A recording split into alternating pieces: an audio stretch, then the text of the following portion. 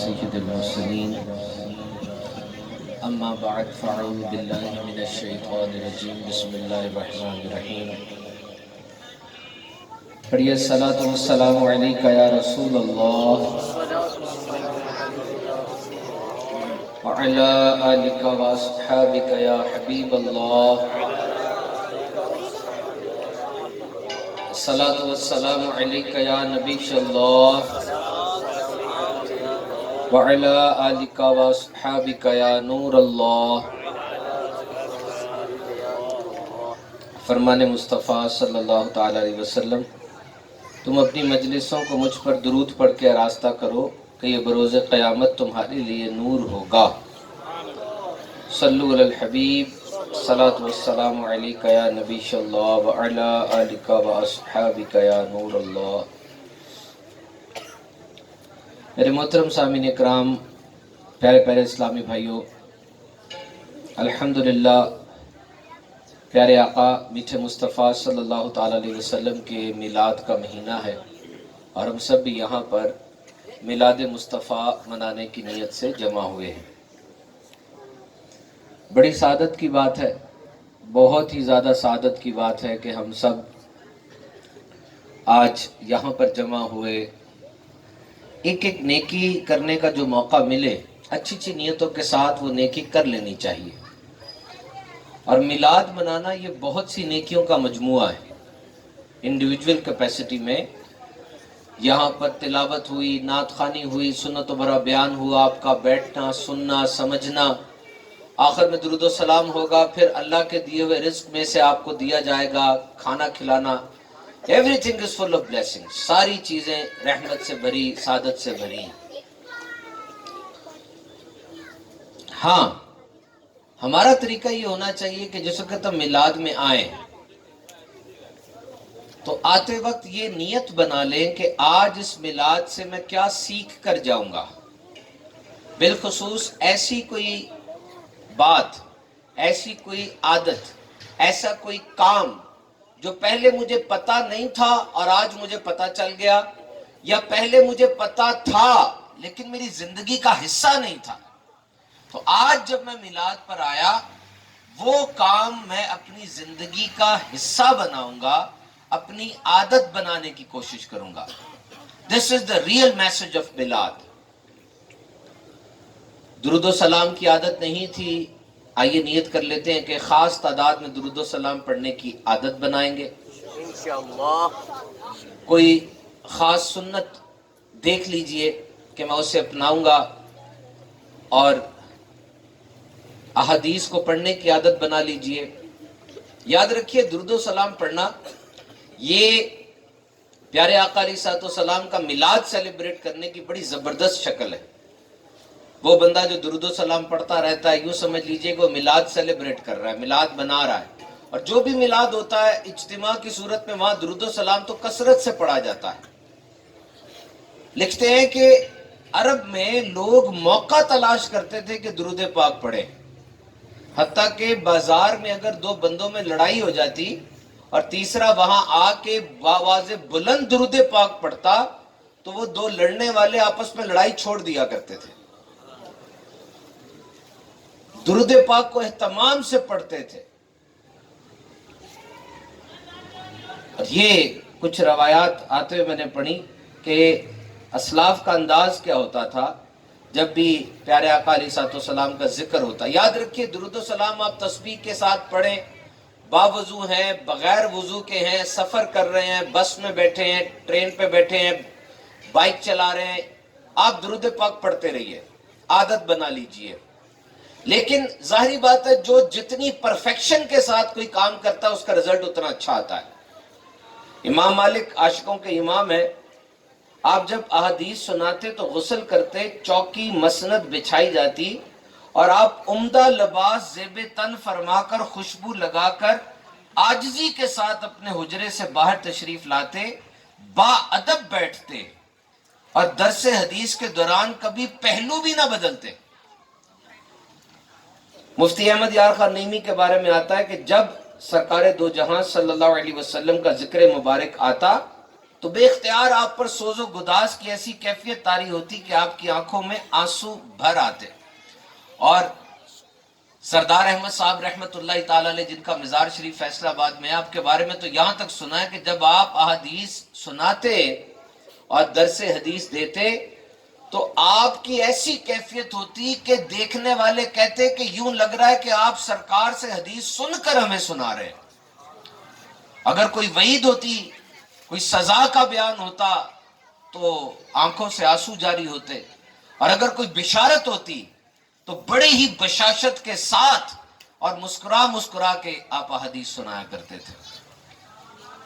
تو ایک تو یہ بات ہے کہ درود پاک پڑھا جائے اور حضور نبی مکرم صلی اللہ علیہ وسلم کی ذات کا چرچا کیا جائے، اور ایک یہ ہے کہ ہم وہ جو محفل ہوتی تھی سرکار دو عالم صلی اللہ تعالی علیہ وسلم کی، اور اس بزم میں جب صحابہ بیٹھا کرتے تھے تو کیسی کیفیت ہوتی تھی.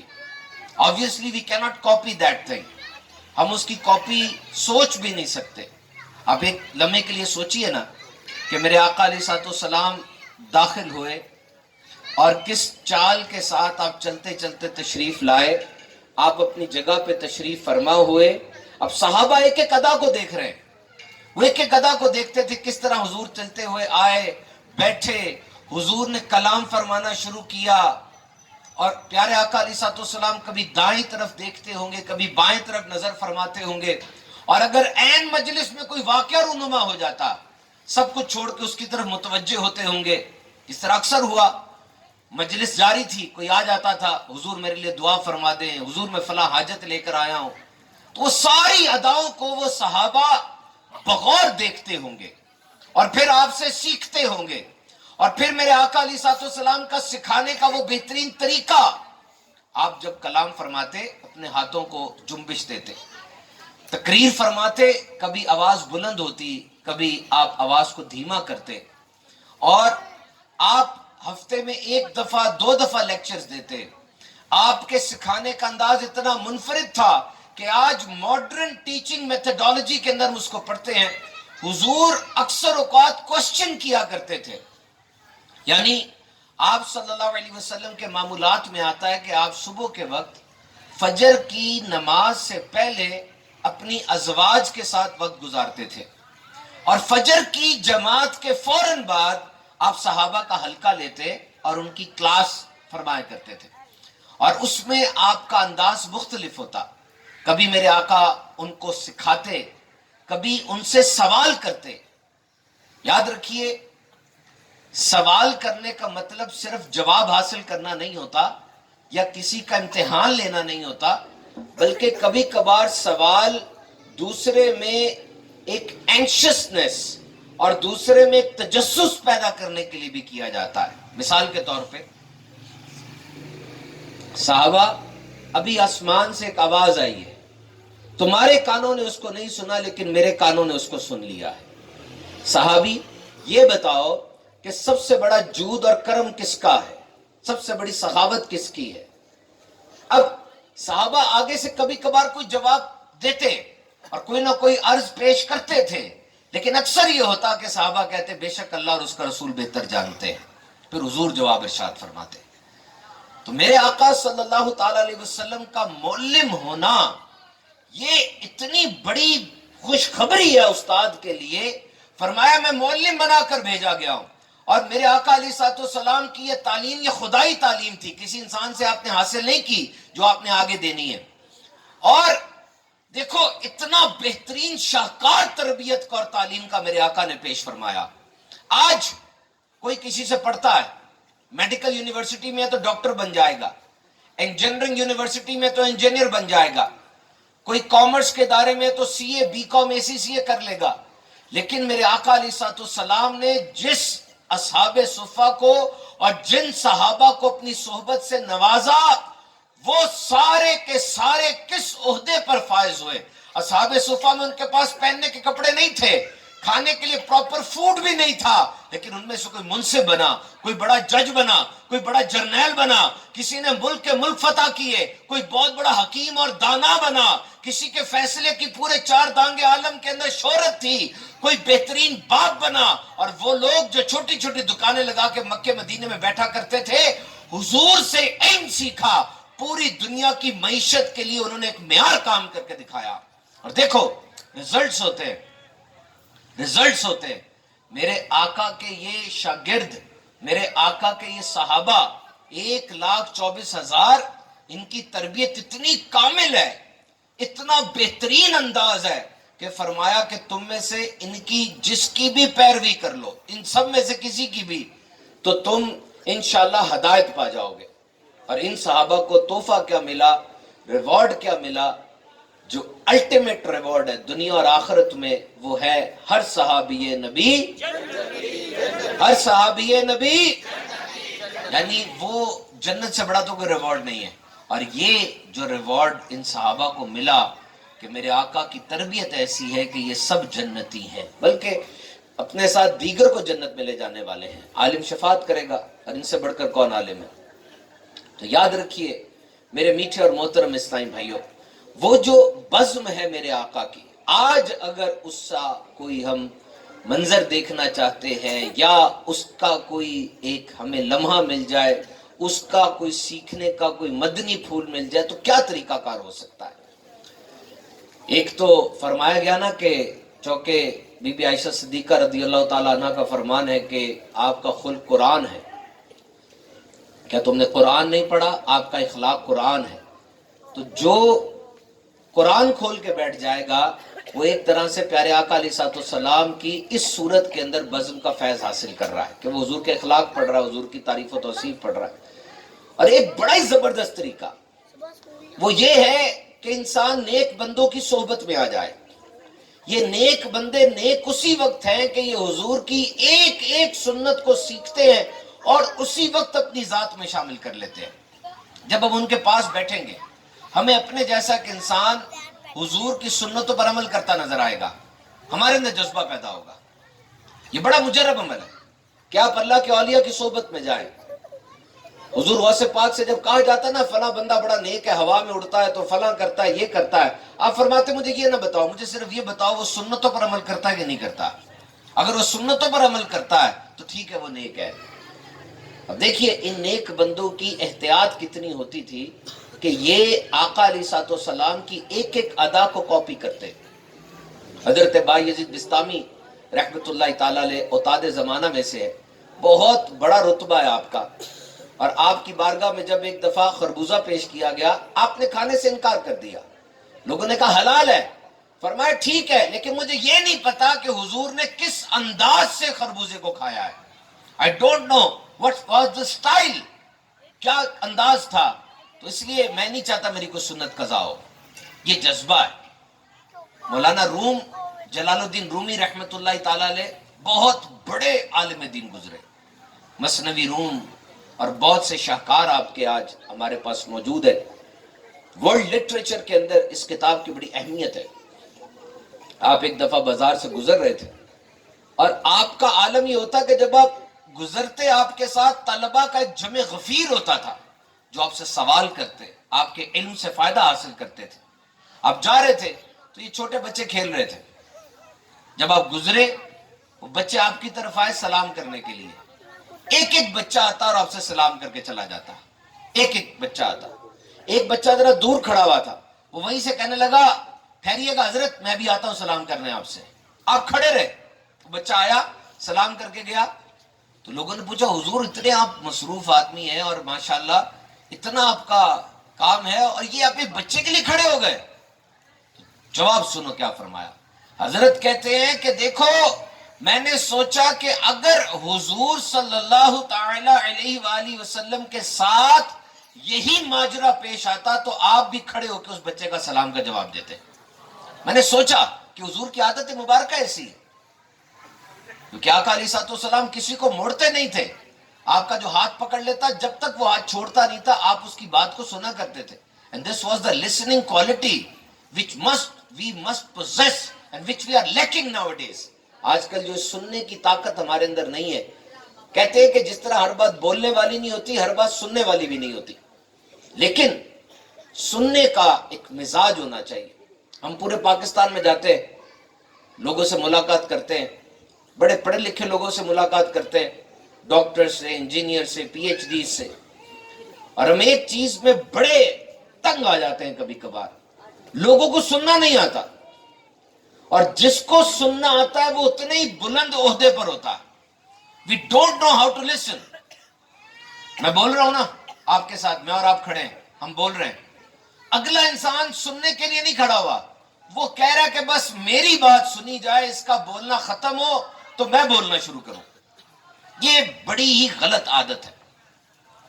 یاد رکھیے, میرے آقا علیہ الصلوۃ والسلام سنتے, اور جب کوئی اپنی بات مکمل کر لیتا, میرے آقا اس کی حاجت اور اس کی بات میں جو غرض ہوتی تھی اس کو پورا کرنے کی کوشش کرتے. کیسے ہوگی پورا؟ جب آپ اس کی بات سنیں گے. Try to be a good listener, and how you will be a good listener, take the tip. یہ بات سنتے چلے جائے گا, زندگی میں کامیاب ہوں گے آپ. اپنے بچوں کو بھی سکھائیے گا, جب کوئی بول رہا ہو نا, چپ کر کے اس کی بات سنیں, اور اس کی گفتگو کے دوران اس کو ایسے اشارے دیں, اسے لگے آپ سن رہے ہیں. اچھا اچھا جی اچھا, یوں اس کو اندازہ ہو کہ میری بات سن رہا ہے, اس میں کیپیسٹی ہے. اور جب وہ اپنی بات مکمل کر لے, اب آپ اس کی بات کے آخر کے 2-3 جملے دہرا دیں اس کے سامنے, تاکہ اس کو پتا چلے سے میری بات سن لی ہے. وہ کول ڈاؤن ہو جائے گا. اب وہ آپ کی بات کو سن کر اب آپ کے درمیان کمیونیکیشن ہوگی, اور جس مقصد کے لیے آپ کی ملاقات ہوئی وہ مقصد حل ہو جائے گا. میرے آقا علیہ الصلوۃ والسلام, ان کے صحابہ, they were very good listeners.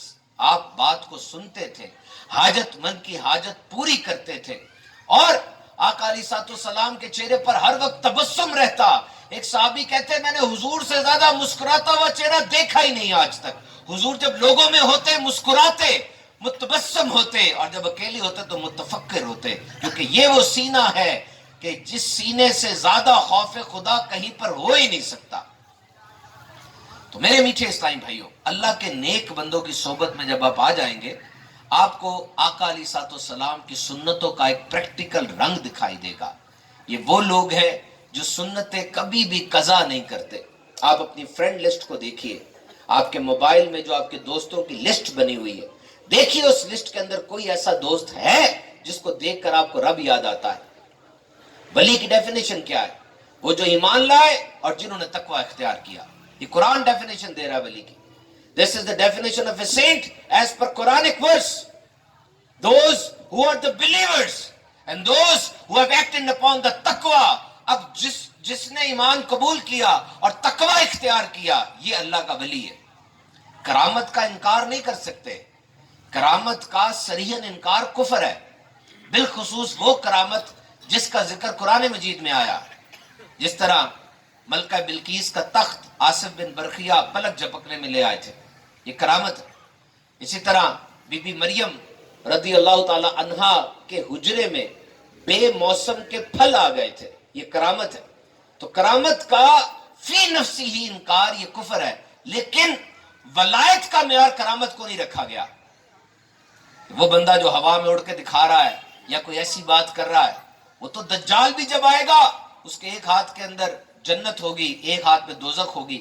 وہ جس کو جنت کہے گا در حقیقت وہ دوزخ ہوگی, اور جس کو وہ دوزخ کہہ رہا ہے در حقیقت وہ جنت ہوگی. وہ بیج پھینکے گا, اچانک اس بیج سے پودا اگے گا, پھل لگ جائیں گے, مردے کو زندگی دے گا. تو مجھے بتائیے, اس وقت کمزور ایمان والے تو کہیں گے اس سے بڑا ولی کوئی نہیں ہے. تو کرامت کو معیار نہیں بنایا گیا ولایت کا. ہر وہ انسان جو سنت پر عمل کرتا ہے, فرائض کی بجاوری کرتا ہے, جس کو دیکھ کر آپ کو رب یاد آ جاتا ہے, سمجھ لیجئے کہ مجھے اس کی اقتدا کرنی ہے اور اس کے پیچھے چلنا ہے. جس طرح میرے آقا صلی اللہ علیہ وسلم تمام نبیوں کے سردار ہیں, تاجدار ہیں, اسی طرح میرے آقا کی امت کے اولیاء وہ تمام امتوں کے اولیاء کے بھی سردار ہیں. تو آپ اس چیز کو مد نظر رکھیں. ہماری فرینڈ لسٹ میں, ہمارے دوستوں میں ایسے لوگوں کی کثرت ہونی چاہیے جن کے پاس ہم جا کر بیٹھے, ہمیں رب یاد آ جائے. اس دوست کی سوچ ہمیں دنیا سے دور کرے اور رب سے قریب کرے. اور اس کے لیے دعوت اسلامی کا مشکبار مدنی ماحول آپ کے سامنے ہے. بہت کرم ہوتا ہے, بہت شکر ہوتا ہے, الحمدللہ. University of engineering and technology Lahore UET Lahore کے اندر دعوت اسلامی کا مدنی کام 20-25 سال پرانا ہے، اور ایک دفعہ دعوت اسلامی کے مدنی کاموں کے حوالے سے ایک مدنی کام ہمارا ہے ہفتہ وار اجتماع. ہر ہفتے کو ہم اجتماع ہمارا ہوتا ہے مختلف جگہوں پر، اور اس میں کثیر تعداد میں عاشقان رسول شرکت فرماتے ہیں. جب کرونا کا وہ پیریڈ نہیں تھا اس وقت تقریباً 550 جگہوں پر اجتماعات ہو رہے تھے پاکستان میں. اب وہ اور چھوٹی جگہ پر کر دی گئے، اب تو ہزاروں جگہوں پر ہوں گے. تو ہمارے ساتھ ایک لڑکا تھا UET کا، نیا نیا آیا تھا. اس کو ہم نے کہا کہ آپ ہمارے ساتھ اجتماع پہ چلیں. اس نے کوئی پس و پیش کی، زیادہ نمبر لیتے ہیں یہ لڑکے، پورے پاکستان سے آتے ہیں. ہم نے اس کو منایا اور اس کو اپنے ساتھ اجتماع پہ لے گئے. اجتماع کانے میں ہوتا تھا. وہاں پہ پاکستان انتظامی کابینہ کے نگران قبلہ حاجی شاہد صاحب کا بیان تھا، اور بیان بھی محرم کے دن تھے، امام حسین رضی اللہ تعالیٰ عنہ کی شان پہ تھا. وہ لڑکا بیان سن رہا تھا اور اتنا انٹرسٹڈ نہیں تھا، اتنا دلچسپی نہیں لے رہا تھا بیان میں. بہرحال بیان کے بعد ذکر ہوا، دعا ہوئی، تو بیٹھے بیٹھے اس کی آنکھ لگ گئی. جب اس کی آنکھ کھلی بڑا دھاڑے مار مار کے رو رہا تھا. ہم نے اس سے پوچھا کیا معاملہ ہوا ہے؟ وہ کہنے لگا نہیں میں حضرت سے ملاقات کر کے ان کو بتاؤں گا. ہم نے لائن میں اس کو کھڑا کر دیا. وہ حاجی شاہد صاحب سے ملاقات کرنے جب آیا تو روتے روتے بتانے لگا کہ عین اجتماع کے دوران میری آنکھ لگی، اور جب میری آنکھ لگ گئی میں خواب میں کیا دیکھتا ہوں کہ 3 بزرگ ہستیاں میرے خواب میں تشریف لائی ہیں، اور میں حیران ہوا ہوں. میں نے پوچھا آپ کون ہیں؟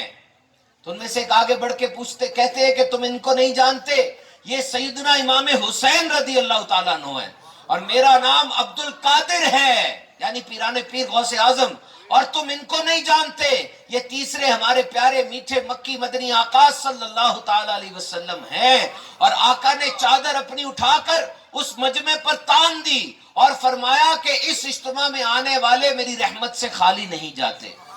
اب آپ بتائیے یہ رحمت کی چادر کہاں آئے گی جہاں پر لوگ دور و نزدیک سے تشریف لائے بغیر کسی پیسے عہدے منصب کے لالچ کے، یہاں آ کر جنہوں نے اللہ کا کلام سنا، نعتیں سنی، ذکر کیا، دعا مانگی، یقیناً ایسے لوگوں پر ہی رحمت کی چادر آتی ہے. اعلیٰ حضرت فرماتے ہیں کہ جب 40 بندے اچھی نیت کے ساتھ اکٹھے ہوتے ہیں اللہ ان میں سے ایک کو اپنا ولی چن لیتا ہے.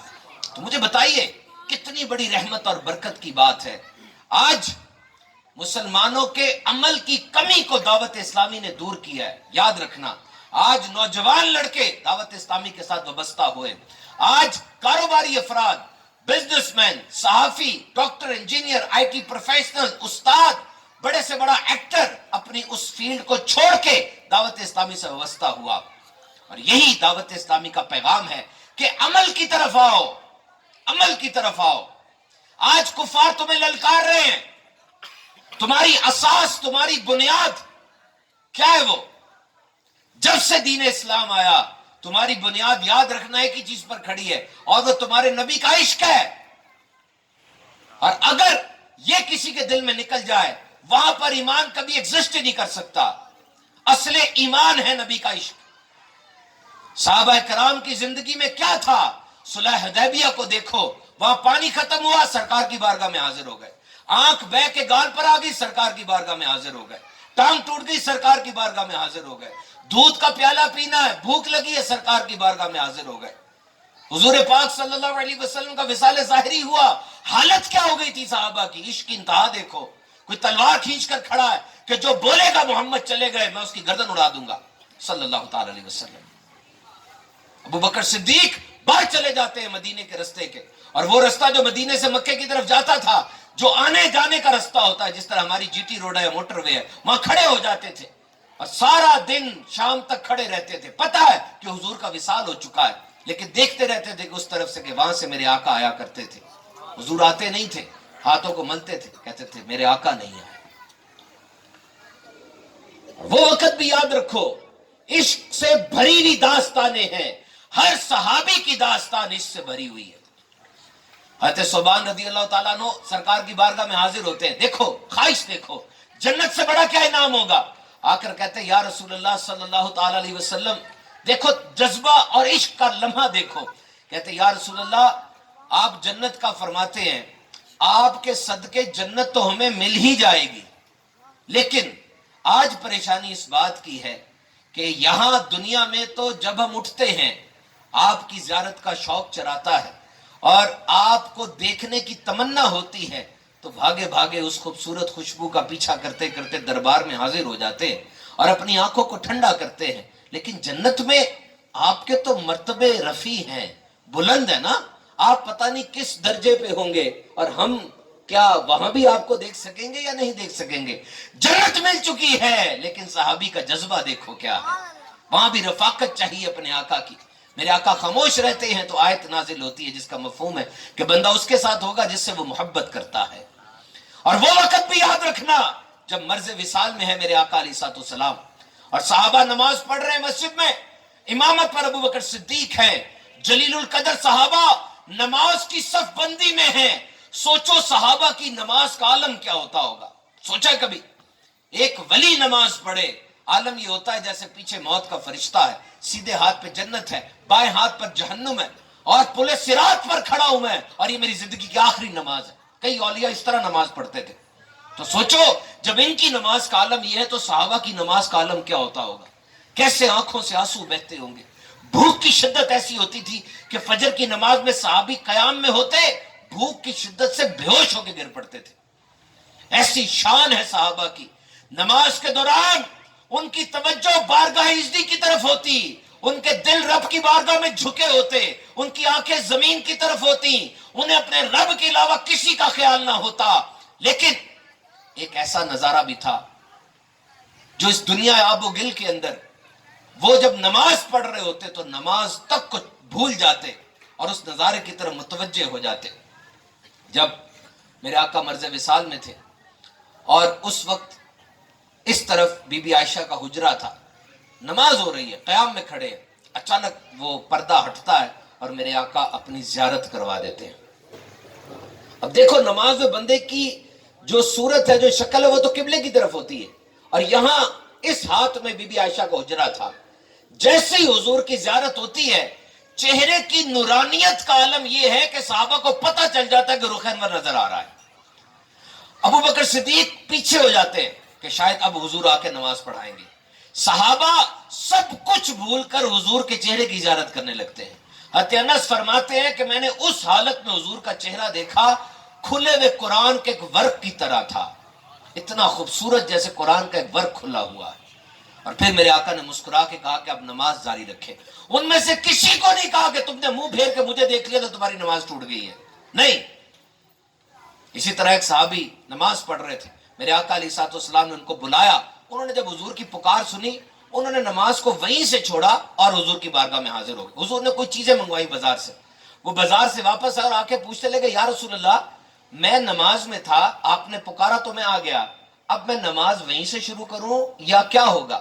سرکار نے فرمایا تو نماز کے دوران بھی اللہ اور اس کے رسول کی اطاعت میں تھا، اور جو میں نے تجھے بھیجا تو تب بھی اللہ اور اس کے رسول کی اطاعت میں تھا.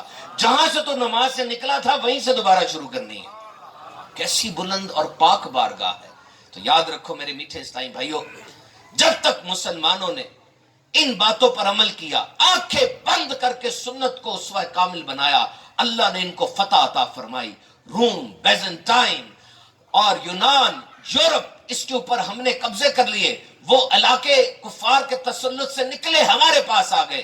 مسلمانوں نے معیار صرف اسلام کو بنایا، پوری دنیا میں شان و شوکت کے ساتھ زندہ رہے. لیکن جب ہم نے اس چیز کو چھوڑ دیا، سنتوں سے منہ موڑ لیا، آج دیکھ لو تمہارا کیا حال ہو گیا ہے. سوچو میرے آقا علیہ الصلوۃ والسلام کو کتنی خواہش ہے کہ یہ میرے امتی میری سنتوں پر عمل کرے. حضرت مغیرہ ابن شیبہ کی مونچھیں کچھ بڑھ گئی تھی، سرکار نے فرمایا مغیرہ اپنی مونچھیں کاٹ لے. وہ کہتے میں گھر جا کے کاٹ لیتا ہوں. سرکار نے کہا نہیں، یہ میری مسواک پکڑ لے، مسواک کے اوپر مونچھیں رکھ کے ابھی کینچی سے کاٹ لے. ایک لمحے کے لیے بھی گوارا نہیں کیا کہ میرا صحابی ایک لمحے کے لیے بھی سنتوں سے باہر رہے. سنت یہ ہمارا ڈریس کوڈ ہے، یہ ہماری پہچان ہے. سوچو تو صحیح، ایک بدو آتا ہوگا، آ کے حضور کی بارگاہ میں اسلام جب قبول کرتا ہوگا، پہلی خواہش کیا ہوتی ہوگی اس کی؟ یہی ہوتی ہوگی نا کہ جن کو نبی مان لیا، جن کو نبی کہا اب میں بھی ان جیسا بننے کی کوشش کروں، ان کی ادائیں اپنے اندر لے کر آؤں. لیکن آج ہمارا حال کیا ہے؟ یہ جب پاکستان نہیں بنا تھا تو انڈیا کی طرف ٹرین میں ایک شخص وہ مر گیا، فوت ہو گیا.